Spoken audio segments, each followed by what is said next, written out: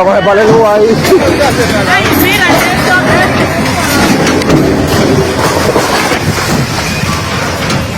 Vamos a ponerme aquí atrás, porque ya voy sucio.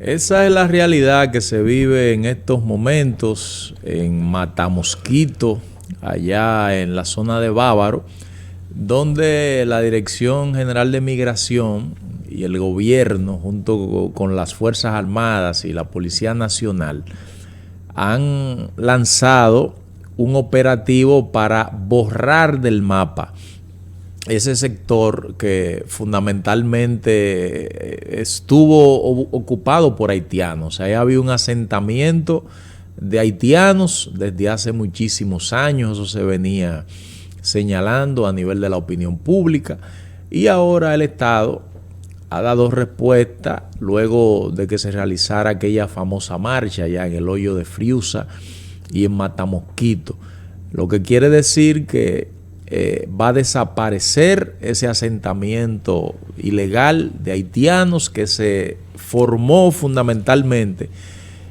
a partir de que esa mano de obra fue a la zona turística a trabajar en esos hoteles, lo que quiere decir que no llegaron por arte de magia, sino que fueron atraídos por esa labor obreril del sector construcción y de otras áreas de la economía de la zona de Bávaro, y se quedaron ahí y formaron un asentamiento humano. Pero además Matamosquito se convirtió en un lugar donde llegaba lo peor del vecino país. Muchos delincuentes, muchos pandilleros, cuando estaban en situación de persecución allá en su país, se instalaban ahí en Matamosquito. Entonces ahí se generó una situación de inseguridad altísima, a niveles altísimos, a tal punto que los residentes en la zona no entraban a Matamosquito, no entraban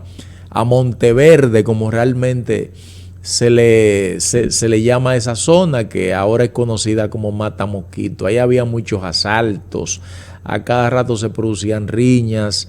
Entonces, todo el que fue desalojado de manera arbitraria, porque no fue de que invitándolo a salir, sino que le destruyeron la caseta, la gente que había inclusive construido estructura de concreto hasta de 3 niveles ahí.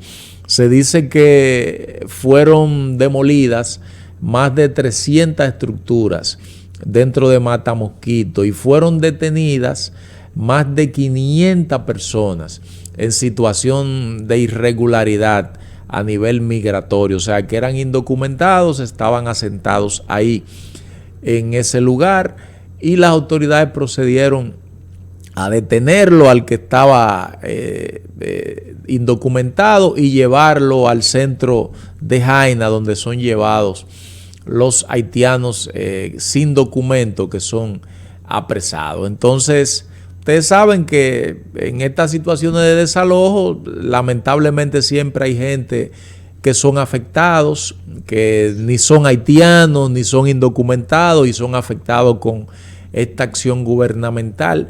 Pero sin embargo, esto se inscribe dentro de las acciones que desarrolla el gobierno para establecer un mejor control migratorio.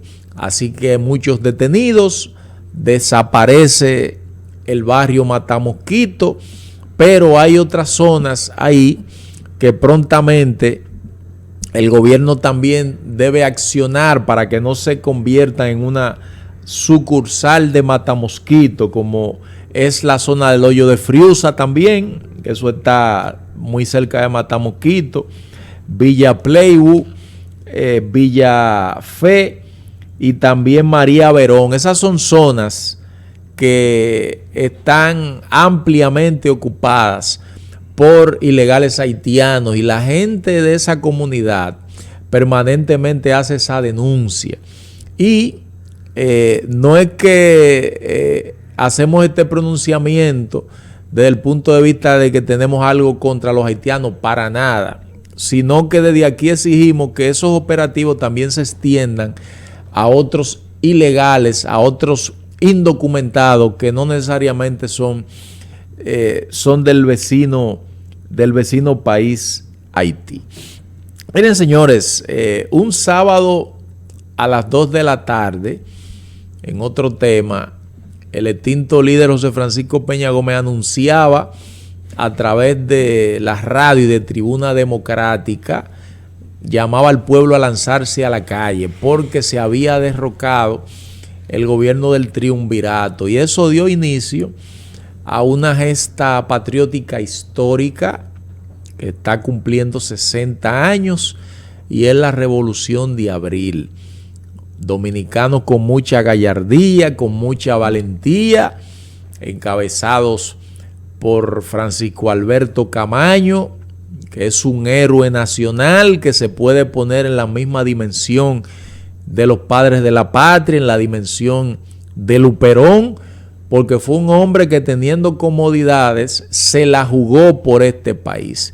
Y una de las peticiones, de las tantas que hacían los constitucionalistas, eran el retorno al poder de Juan Bosch, quien había sido derrocado en septiembre del 63, pero también la vuelta a la constitución de ese mismo año, que era una constitución democrática, la más democrática, sin quizás, que ha tenido la República Dominicana, pero también la disolución de esas estructuras trujillistas que quedaron intactas tras el triunfo de Juan Bosch. Y eso fue una de las cosas que fundamentalmente provocó su derrocamiento, porque comenzó la conspiración.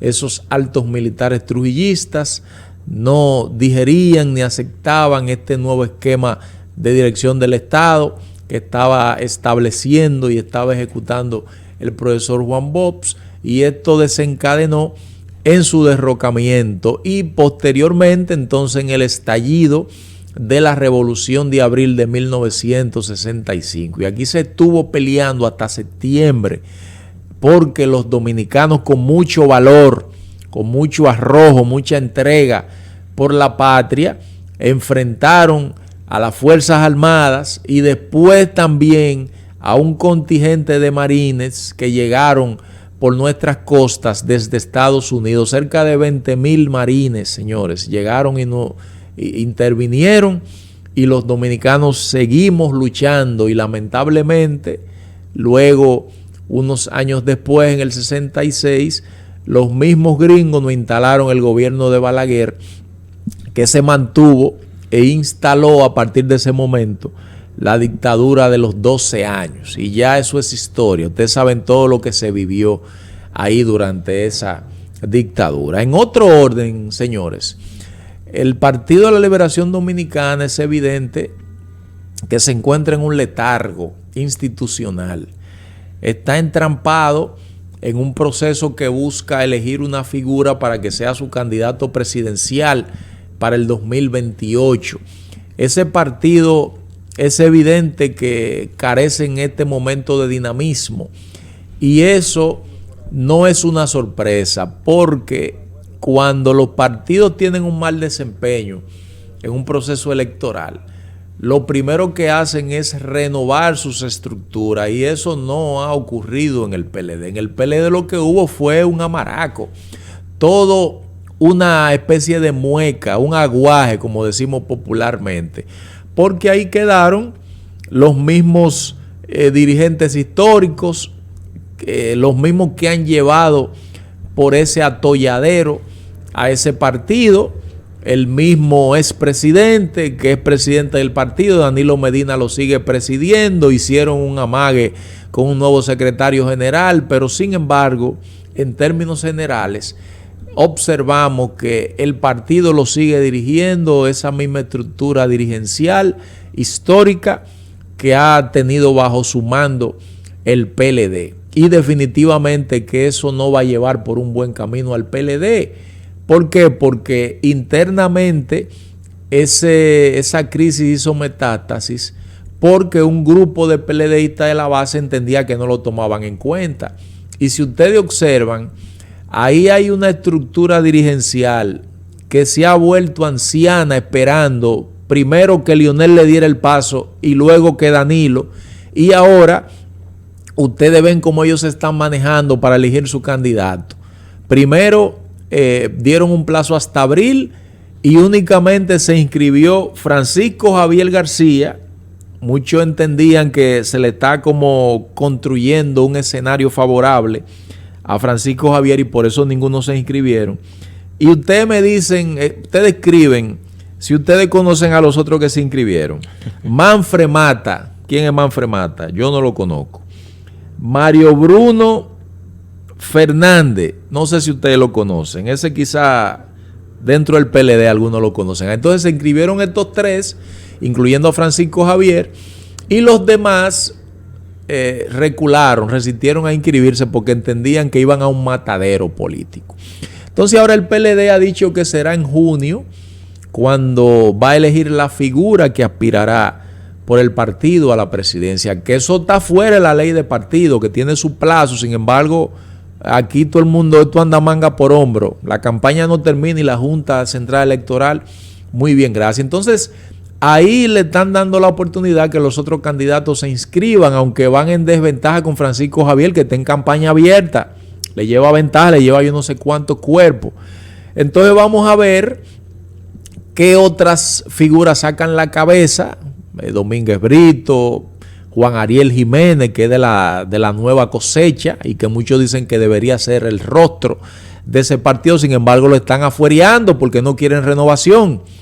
Y doña Margarita, la ex esposa de Lionel, que lamentablemente, señores, a ella le podemos dedicar un comentario exclusivo a su proyecto.